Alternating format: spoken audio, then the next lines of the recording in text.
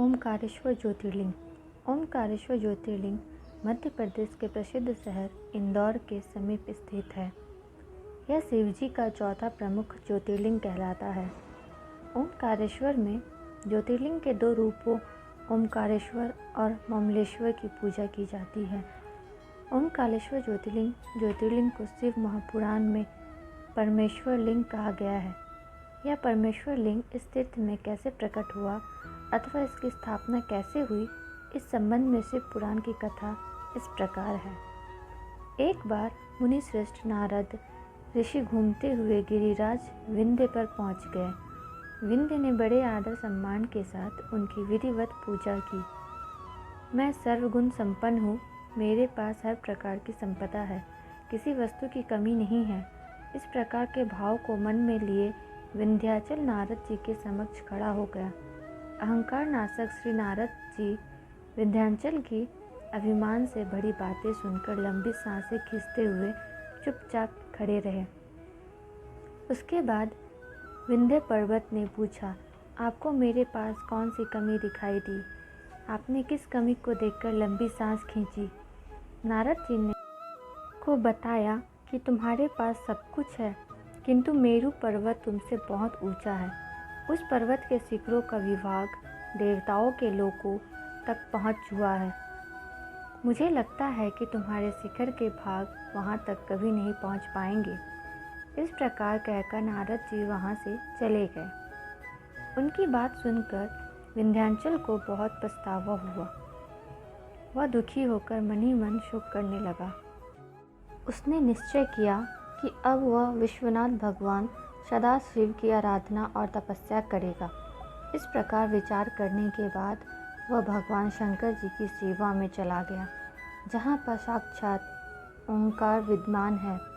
उस स्थान पर पहुंचकर उसने प्रसन्नता और प्रेम पूर्वक शिव की पार्थिव मूर्ति मिट्टी की शिवलिंग बनाई और 6 महीने तक लगातार उसके पूजन में तन्मय रहा।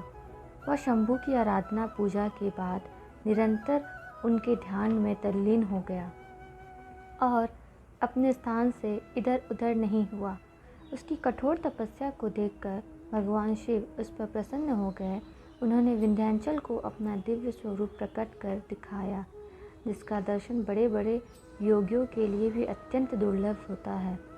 सदाशिव भगवान प्रसन्नतापूर्वक विंध्याचल से बोले, विंध्य, मैं तुम पर बहुत प्रसन्न हूँ। मैं अपने भक्तों को उनका अभिष्ट वर प्रदान करता हूँ, इसलिए तुम वर मांगो। विंध्य ने कहा, देवेश्वर महेश, यदि आप मुझ पर प्रसन्न हैं तो भक्त वत्सल हमारे कार्य की सिद्धि करने वाली वो अभिष्ट बुद्धि हमें प्रदान करे। विंध्य पर्वत की याचना को पूरा करते हुए भगवान शिव ने उससे कहा कि पर्वतराज, मैं तुम्हें वह उत्तम वर बुद्धि प्रदान करता हूँ। तुम जिस प्रकार का काम करना चाहो वैसा कर सकते हो। मेरा आशीर्वाद तुम्हारे साथ है। भगवान शिव ने जब विंध्य को उत्तम वर दे दिया, उसी समय देवगण तथा शुद्ध बुद्धि और निर्मल चित्त वाले कुछ ऋषिगण भी वहां आ गए। उन्होंने भी भगवान शंकर जी की विधिवत पूजा की और उनकी स्तुति करने के बाद उनसे कहा, प्रभु, आप हमेशा के लिए यहाँ स्थिर होकर निवास करें। देवताओं की बात से महेश्वर भगवान शिव को बड़ी प्रसन्नता हुई।